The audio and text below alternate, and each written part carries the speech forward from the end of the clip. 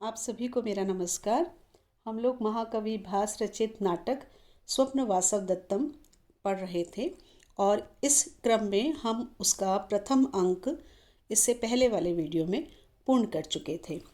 पहले अंक की कथा के सार को अगर हम जानना चाहें तो हमें ये देखना होगा कि वासवदत्ता और योगंधरायण वेश बदल करके तपोवन में आए थे। वहाँ पे उन्हें मगध राज की पुत्री पद्मावती से उनका मिलना हुआ और योगंधरायण ने एक अवसर को पा करके वासवदत्ता को पद्मावती के पास धरोहर के न्यास के रूप में सुरक्षित सौंप दिया था और उसको सौंपने के पश्चात वो वहाँ से जाने की अनुमति प्राप्त कर चुके थे पद्मावती से और वहाँ से निकल चुके थे। इसी बीच एक प्रसंग आया था एक ब्रह्मचारी का, जिसने आकर के उदयन की पीड़ा को बताया था और लावणक में जो घटना हुई थी उस घटना का भी वहाँ पर वर्णन किया था।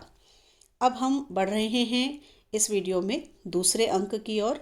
दूसरा अंक बहुत ही छोटा सा अंक है इसका, तो बढ़ते हैं दूसरे अंक की ओर। ततः प्रविशति चेटी, उसके बाद में चेटी दासी का प्रवेश परिक्रम में अवलोक्य, घूम करके और देख करके कुंजरी के कुत्र कुत्र भर्तृदारिका पद्मावती। अरे कुंजरिका नाम की किसी अपनी सखी को वो पुकार रही है कि कुंजरिका पद्मावती राजकुमारी पद्मावती कहाँ चली गई हैं।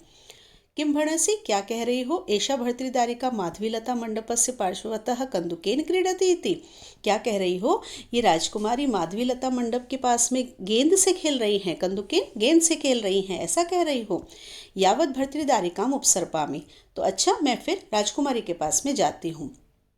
फिर वो देखती है उसको और कहती है, अम्मो इयं भर्तृदारिका उत्कृत कर्णचूलिकेन व्यायाम संजात स्वेद बिंदु विचित्रतेन परिश्रांत रमणीय दर्शनेन मुखेन कंदुकेन क्रीडन्ति इत्येव आगच्छति यावद उपसर्पामि।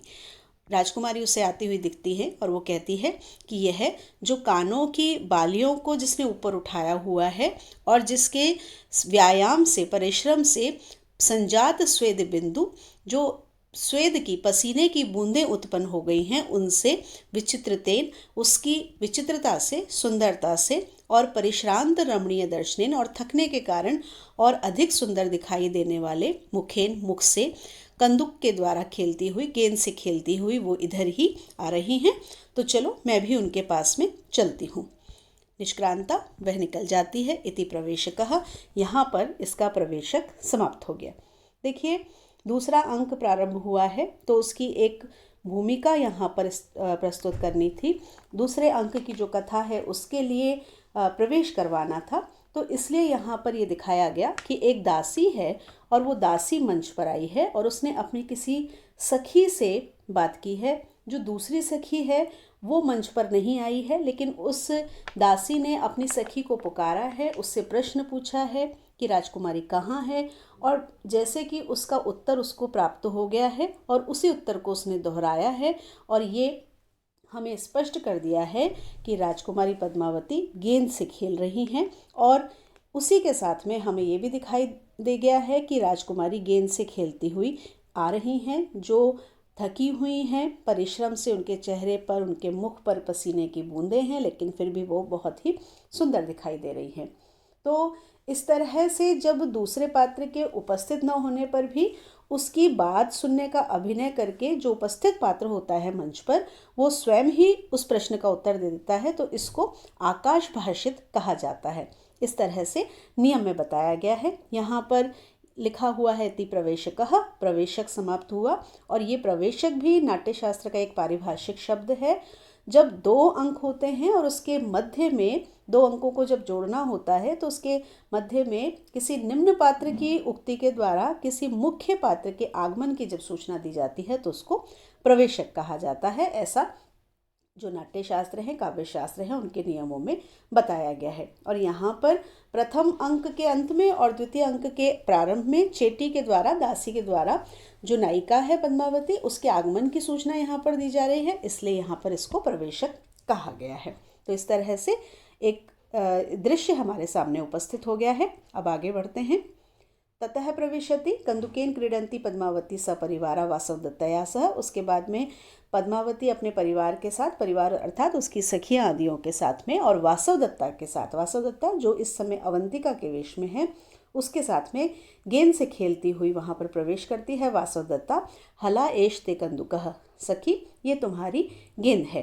पद्मावती आर्य भवतु इदानीम एतावत, वो उससे कह रही है आर्य बस आज तो इतना ही है, कि बस अब इतना ही खेलना है। वासवदत्ता हला अतिचिरम कंदुकेन क्रीडत्वा अधिक संजात रागो परकिया एव ते हस्तु संवृतौ, कि सखी बहुत देर तक कंदुक से खेलने के कारण, गेंद से खेलने के कारण तुम्हारे जो हाथ बहुत अधिक लाल हो गए हैं, ऐसा मैं देख रही हूँ जैसे कि ये परकीय हो गए हैं, पराये हो गए हैं। चेटी क्रीडतु क्रीडतु तावत भर्तृदारिका, तो चेटी उसको कह रही है कि खेलो खेलो राजकुमारी, निर्वर्त्याम तावत अयम कन्या भाव रमणीय कालः, ये जो कन्या के भाव का जो सुंदर का समय है, उसको तुम अच्छे से सुंदरता से व्यतीत करो, आनंद से व्यतीत करो। पद्मावती आर्य किम इदानीं माम उपहसितुम एव निध्यायसि, कि तुम इस प्रकार से मेरा उपहास करने के समान मुझे क्यों कह रही हो, क्यों देख रही हो। वासवदत्ता नहीं नहीं, हला अधिकम अद्य शोभते, कि नहीं नहीं ऐसा नहीं है, आज तुम बहुत अधिक सुंदर दिखाई दे रही हो। अभित एव ते अद्य वरमुखम पश्यामि, मैं तुम्हारे वरमुख को पास ही देख रही हूँ, तुम्हारे आसपास ही, निकट ही देख रही हूँ। मुझे ऐसा लगता है कि तुम्हारा वरमुख आसपास ही है, अर्थात शीघ्र ही तुम्हारा विवाह होने वाला है, ऐसा मुझे लग रहा है। इस तरह की जो सखियां हैं, उन सखियों में ये एक बातचीत हो रही है, और सखियां जिस तरह से सरलता से, सहजता से बात करती हैं, उसी बात को यहाँ पर बताया जा रहा है कि पद्मावती को वासवदत्ता उससे उपहास नहीं कर रही है, हास परिहास कर रही है कि तुम इतनी सुंदर दिखाई दे रही हो। खेलने से, थकान से उसका जो मुख लाल हो गया है, हाथ उसके लाल हो गए, हाथ पीला करना जिसे कहा जाता है, तो मुझे ऐसा लग रहा है कि शीघ्र ही तुम्हारा विवाह होने वाला है। पद्मावती अपे ही माँ इदानीं माम अपहस, अरे हटो, इस तरह से मेरा उपहास मत करो। वासवदत्ता एषास्मि तुष्णिका भविष्य महासेन वधू, यहाँ पर वासवदत्ता उसको कहती है कि लो मैं चुप हो जाती हूँ। भविष्य महासेन वधू, भविष्य महासेन वधू, महासेन की होने वाली बहू, वो उसको संबोधित कर रही है कि महासेन की होने वाली बहू, लो मैं चुप हो जाती हूँ। ये महासेन की होने वाली जो बहू का संबोधन दिया गया है, वो पद्मावती को दिया गया है। पद्मावती के लिए यहाँ पर कहा गया कि तुम महासेन की होने वाली बहू हो, लो मैं यहाँ पर चुप हो जाती हूँ। क्योंकि ये बात उठी थी कि महासेन ने अपने पुत्र के लिए पद्मावती से विवाह करने के लिए प्रस्ताव भेजा है, इसलिए वासवदत्ता ने यहाँ पर कहा। तो पद्मावती पूछ रही है क एष महासेनो नाम, ये महासेन कौन है। और आप ध्यान रखिए, ये प्रश्न पूछा जाता है कि महासेन कौन है और उन्हें महासेन क्यों कहा जाता है। तो इसका उत्तर अगली पंक्ति में वासवदत्ता देती है। अस्ति उज्जैनो राजा प्रद्योतो नाम, उज्जैनी के राजा हैं जिनका नाम प्रद्योत है। तस्य बल परिमाण निवृत्तम नामधेयम महासेन इति, उनके बल परिमाण, उनकी सेना के, बल का तात्पर्य सेना के परिमाण, उसकी मात्रा के कारण उनका नाम महासेन, महासेन इस प्रकार से पड़ा है। क्योंकि उनकी जो सेना है महान सेना है, जिसकी महति सेना यस्य सह महासेना, कि जिसकी जो सेना है बहुत बड़ी है, विशाल है, इसलिए उनका नाम महासेन पड़ा है। वैसे वो उज्जैनी के राजा हैं जिनका नाम प्रद्योत है। तो ये प्रश्न आपसे पूछा जा सकता है और इसका उत्तर आपको इसी रूप में देना होगा। तो चेटी जो दासी है वो इसका उत्तर देती है। भर्तृदारिका तेन राजा सह संबंधम न इच्छति, कि राजकुमारी तो उन राजा के साथ संबंध नहीं चाहती हैं, कि राजकुमारी तो उन राजा से विवाह नहीं करना चाहती हैं, उनके पुत्र से विवाह नहीं करना चाहती हैं। तो वासवदत्ता कहती है अतखेन खलु इदानीम अभिलषिति, तो फिर ये किसकी इच्छा रखती है, किसके साथ संबंध करना चाहती हैं। तो चेटी उत्तर देती है अस्ति वत्सराज उदयनो नाम, वत्सराज उदयन है, वत्स देश के राजा हैं, उदयन जिनका नाम है। तस्य गुणान भर्तृदारिका अभिलषति, उनके गुणों को राजकुमारी पसंद करती हैं, उनकी अभिलाषा करती हैं, या उनके गुणों के कारण उनकी अभिलाषा करती हैं। वासवदत्ता आत्मगतम, वासवदत्ता अपने मन में सोच रही है। आर्यपुत्रम भर्तारम अभिलषति, ये आर्यपुत्र को भर्ता के रूप में, पति के रूप में इच्छा करती है, उनको अपना पति बनाना चाहती है। केन कारणेन, फिर वो सामने पूछती है केन कारणेन, किस कारण से। जब ये चेटी से उसको ज्ञात होता है वासवदत्ता को कि ये तो उदयन को पति के रूप में प्राप्त करना चाहती है, तो वासवदत्ता को लगता है कि किस कारण से पद्मावती उनको पति के रूप में प्राप्त करना चाहती हैं। तो वो पूछती हैं कि केन कारणेन। तो उसका उत्तर देती है चेटी, दासी उसका उत्तर देती है सानुक्रोश इति, क्योंकि वो दयालु हैं। वासवदत्ता आत्मगतम, वासवदत्ता अपने मन में जानामि जानामि अयमपि जनः एवं उन्मादितः, जानती हूँ यह व्यक्ति भी इसी तरह से उन्मादित हो गया था, अर्थात मैं भी इसी तरह से उन्माद से युक्त हो गई थी। मैं भी उनकी इसी भाव को देख करके उनके प्रति प्रेम से युक्त हो गई थी। चेटी भर्तृदारी के यदि स राजा विरूपो भवेत, चेटी पूछती है पद्मावती से कि हे राजकुमारी, यदि वह राजा विरूप हुए, कुरूप हुए, यदि वो सुंदर नहीं हुए। वासवदत्ता नहीं नहीं दर्शनीय एव, नहीं नहीं ऐसा नहीं है, वो तो दर्शनीय है अर्थात सुंदर है। पद्मावती आर्य कथम तुम जानासी, आर्य तुम कैसे जानती हो। वासवदत्ता आत्मगतम, वासवदत्ता अपने मन में कहती है आर्यपुत्र पक्षपातेन अतिक्रांतः समुदचारः, आर्यपुत्र के प्रति जो पक्षपात है उसके कारण मेरा जो आचरण था वो कुछ उल्लंघन उसका हो गया है। किम इदानीं करिष्यामि, अब मैं क्या करूं। भवतु दृष्टम, अच्छा तो मैंने सोच लिया है। प्रकाशम, सामने कहती है हला, एवं उज्जैनियो जनो मंत्रयते, ऐसा उज्जैनी के लोग कहते हैं कि उज्जैनी के जो लोग हैं वो कहते हैं कि वो सुंदर हैं। पद्मावती युज्यते, ठीक ही है, न खलु एष उज्जैनी दुर्लभः, सही ही है, ये उज्जैनी के लिए दुर्लभ नहीं होंगे, उज्जैनी में रहने वाले लोगों के लिए वो दुर्लभ नहीं होंगे। सर्वजन मनो अभिरामम खलु सौभाग्यम नाम, सभी लोगों के लिए जो सुंदरता होती है, जो सौंदर्य है, सभी के मन को आकर्षित करने वाला होता है, कि जो सौंदर्य है वो सभी के मन को अच्छा लगता है, सौंदर्य सभी को आनंद देता है। तो जो उज्जैनी के लोग हैं उन्होंने उनको देखा ही होगा, क्योंकि वासवदत्ता का उज्जैनी से संबंध है और उदयन का वासवदत्ता से संबंध है, तो इसीलिए सब लोगों को उनके सौंदर्य के विषय में ज्ञात ही होगा। इसके बाद में धात्री का प्रवेश होता है, ततः प्रविशति धात्री, उसके बाद में धात्री का प्रवेश, धाय माँ का प्रवेश होता है। धात्री जयतु भर्तृदारी के, भर्तृदारी का राजकुमारी आपकी जय हो, भर्तृदारी के दत्तासी, उसको संबोधित करती हुई कहती है कि राजकुमारी तुम दे दी गई हो, दे दी गई हो अर्थात तुम्हारा विवाह निश्चित कर दिया गया है। वासवदत्ता को उत्सुकता है, क्योंकि एक तरफ उसके भाई का एक विवाह का प्रस्ताव है और दूसरी तरफ उसके पति के विवाह का प्रस्ताव है पद्मावती से। तो वासवदत्ता को उत्सुकता है कि किससे विवाह पद्मावती का निश्चित हुआ है। तो वासवदत्ता सबसे पहले प्रश्न करती है आर्य कस्मै, आर्या किसको दी गई हैं, किसके साथ विवाह निश्चित हुआ है। धात्री वत्सराज उदयनाय, वत्सराज उदयन के साथ में इनका विवाह निश्चित हुआ है। वासवदत्ता अथ कुशली स राजा, वह राजा कुशल से तो हैं। धात्री कुशला स आगतः, कि वह कुशल हैं और आए हुए हैं। तस्य भर्तृदारी का प्रतिष्ठा च, और उनके द्वारा राजकुमारी स्वीकार्य है, उन्होंने राजकुमारी को स्वीकार भी कर लिया है। देखिए वासवदत्ता को जैसे ही ये ज्ञात हुआ कि उनके पति का पद्मावती से विवाह होना निश्चित हुआ है, एक स्त्री के लिए किसी भी स्थिति में यह सुनना कि उसके पति का किसी अन्य स्त्री से विवाह हो रहा है सुखद नहीं हो सकता है। लेकिन यहाँ पर यह दिखाया गया कि सबसे पहले उसने क्या पूछा है, उदयन की कुशलता को पूछा है। तो वासवदत्ता के लिए सबसे ऊपर उदयन की कुशलता है, बाकी बातें उसके लिए उसके बाद में ही आती हैं। इसके बाद वो पूछती है, वासवदत्ता कहती है वासवदत्ता बोलती है अत्यहितम, बहुत ही अहित हो गया है। धात्री किमत्र अति अहितम, इसमें अहित क्या हुआ है, क्या अनर्थ हो गया है। वासवदत्ता न खलु किंचित, अरे कुछ नहीं, तथा नाम संतप्यो उदासीनो भवती थी, कि उस तरह से जो संतप्त थे और अब उदासीन हो गए हैं इसलिए। देखिए यहाँ वासवदत्ता ने सबसे पहले उदयन की कुशलता पूछी और फिर उसे ये ध्यान आया कि पद्मावती से उसका विवाह हो रहा है, तो उसके जो भाव थे वो उसके प्रकट हुए और उसके मुंह से निकल गया कि ये तो बहुत ही अनर्थ हो गया, बहुत ही बुरा हो गया। तो धाय सोचती है कि एक अच्छी खबर वो लेकर के आई है, एक अच्छा समाचार लेकर के आई है कि पद्मावती का विवाह निश्चित हो गया है। वासवदत्ता कह रही है कि अनर्थ हो गया है, बुरा हो गया है। तो धाय को बड़ा आश्चर्य होता है और वो पूछती है कि इसमें क्या अनर्थ हो गया है। तो वासवदत्ता अब उसका क्या उत्तर दे। तो वासवदत्ता उस बात को पलटने के लिए कह देती है कि नहीं नहीं, कुछ ऐसा नहीं हुआ है, मैं तो इसलिए कह रही हूँ कि अभी तो वो इतने संतप्त थे, क्योंकि पिछले अंक में हमने देखा कि ब्रह्मचारी ने बताया था कि वासवदत्ता की मृत्यु के बाद उदयन किस प्रकार से विलाप कर रहे थे, उनकी कैसी स्थिति थी कि वो जीवित भी बचेंगे या नहीं बचेंगे ये भी निश्चित नहीं था। तो अभी इतने संतप्त थे और अभी इतने उदासीन हो गए कि दूसरा विवाह कर रहे हैं। तो इस तरह से वो बात को पलट देती है। धात्री आए आगम प्रधानानि सुलभ पर्यवस्थानानि महापुरुष हृदयानि भवन्ति।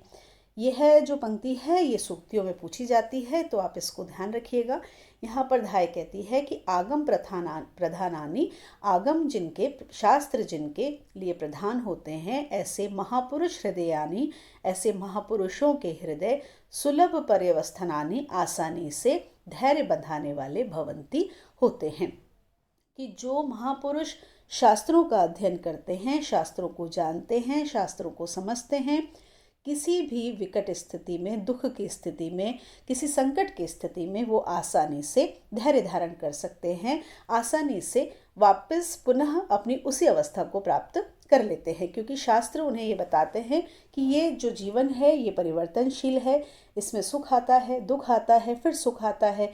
जो आज है वो कल नहीं होगा और जो कल है वो आगे नहीं रहेगा। ये परिवर्तन एक जीवन का एक नियम है। तो शास्त्रों से का जब ज्ञान प्राप्त करता है कोई महापुरुष, तो उसे इन सब बातों को स्वीकार करने का एक प्रयास, एक अभ्यास हो जाता है। तो इसलिए उसने कहा कि जो शास्त्रों का अध्ययन करने वाले होते हैं वो आसानी से धैर्य धारण कर लेते हैं। वासुदत्ता आगे पूछती है, आर्य स्वयमेव तेन वरिता। वो पूछती है कि आर्य, क्या उन्होंने स्वयं ही उसका वर्ण किया? कि उदयन जब आए तो क्या स्वयं ही उन्होंने पद्मावती का वर्ण किया? धात्री कहती है, नहीं नहीं नहीं नहीं, ऐसा नहीं हुआ। अन्य प्रयोजनेन इह आगतस्य अभिजन विज्ञान वयोरूपम दृष्टवा स्वयमेव महाराजेन दत्ता। यहाँ किसी अन्य प्रयोजन से उनके आने पर उनके अभिजन, अभिजन का अर्थ कुल, विज्ञान उनका ज्ञान, वय का मतलब उनकी आयु और रूप का मतलब उनका सौंदर्य, कि उनके कुल, उनके ज्ञान, उनकी आयु और उनके सौंदर्य को देख करके स्वयं ही महाराज ने अपनी पुत्री का हाथ उनके हाथ में सौंप दिया, उन्हें प्रदान कर दिया। जब एक कन्या का किसी वर से जब विवाह होता है तो दोनों के कुल को, ज्ञान को, उनकी आयु को और उनके सौंदर्य को देखा जाता है। तो उन्होंने कहा कि उनको देख करके स्वयं ही महाराज ने, पद्मावती के जो महाराज हैं, उन्होंने उसको प्रदान कर दिया। वासुदत्ता आत्मगतम, वासुदत्ता अपने मन में, एवं अनपराध इदानीम आर्य अत्र आर्यपुत्र। तो यहाँ पर तो जो आर्यपुत्र हैं वो अपराध से रहित हो गए हैं। ऐसा क्यों कहा वासुदत्ता ने? क्योंकि यदि उदयन आकर के स्वयं पद्मावती का हाथ उनसे मांगता तो इसका तात्पर्य है कि वो वासुदत्ता को भूल गया है और अब वो दूसरे विवाह के लिए इच्छुक हो रहा है। लेकिन यदि राजा ने स्वयं ही अपनी पुत्री को उन्हें प्रदान कर दिया तो इसका तात्पर्य उदयन उसके लिए अभिलाषा से युक्त नहीं है। प्रविश्यापरा, दूसरी जो दासी है वो प्रवेश करके चेटी त्वरताम त्वरताम तावत आर्या, शीघ्रता करे। अद्यव किल शोभनम नक्षत्रम, आज ही अच्छा नक्षत्र है। अद्यव कौतुक मंगलम कर्तव्यम इति अस्माकम भट्टिनी भणिति। हमारी महारानी कहती हैं कि आज ही कौतुक मंगल, जो विवाह का शुभ कार्य है, वो आज ही होना है। वासुदत्ता आत्मगतम, अपने मन में, यथा यथा त्वरते तथा तथा अंधी करोति मे हृदयम। जैसे जैसे ये शीघ्रता कर रहे हैं वैसे वैसे जो मेरा हृदय है वो अंधत्व से युक्त हो रहा है, अर्थात शून्यता से युक्त हो रहा है, अंधकार से युक्त हो रहा है। धात्री एतु एतु भर्तृदारिका, आइए आइए राजकुमारी, निष्क्रांतः सर्वे, सभी लोग वहाँ से निकल जाते हैं। इस तरह की बात होती है और सभी लोग वहाँ से निकल जाते हैं। ये हमारा दूसरा अंक समाप्त हो गया और दूसरे अंक की समाप्ति पर हमको ये ज्ञात हुआ कि जो पद्मावती है उसका विवाह निश्चित हो गया है उदयन के साथ। कथा के प्रारंभ में हमने इसकी कथा को देख लिया था कि उदयन का विवाह पद्मावती से करवाने के लिए ही, और ये क्योंकि पुष्पक भद्र आदि ज्योतिषियों ने ये बता दिया था कि उदयन का विवाह पद्मावती से होगा, और इसी योजना के तहत, इसी बात को जानते हुए जो योगंधरायण थे उन्होंने एक योजना बनाई थी जिसमें वासुदत्ता को लावणक नाम के ग्राम में जला कर के मरने की एक असत्य जो समाचार है वो फैला दिया गया था, और उदयन को ये बता दिया गया था कि वासुदत्ता जल करके मर गई हैं और उनको बचाते हुए योगंधरायण भी मृत्यु को प्राप्त हो गए हैं, जिससे जो उदयन हैं वो पद्मावती से विवाह कर लें। पद्मावती से विवाह करने से उनके पिता की, उनके भाई की, राज्य की जो सेना है उस सेना की सहायता से उदयन अपने खोए हुए राज्य को पुनः प्राप्त कर लें। तो ये भूमिका यहाँ पर इस अंक में तैयार हो गई है कि पद्मावती और उदयन का विवाह निश्चित हो गया है और आज ही शुभ मंगल शुभ दिवस है, इसलिए आज ही उनका विवाह होना है। इस पे हमारा दूसरा अंक समाप्त हो गया है। तीसरे अंक में कथा इससे आगे बढ़ेगी, आगे किस तरफ जाती है इसके लिए हम मिलेंगे तीसरे अंक में। तब तक के लिए नमस्कार।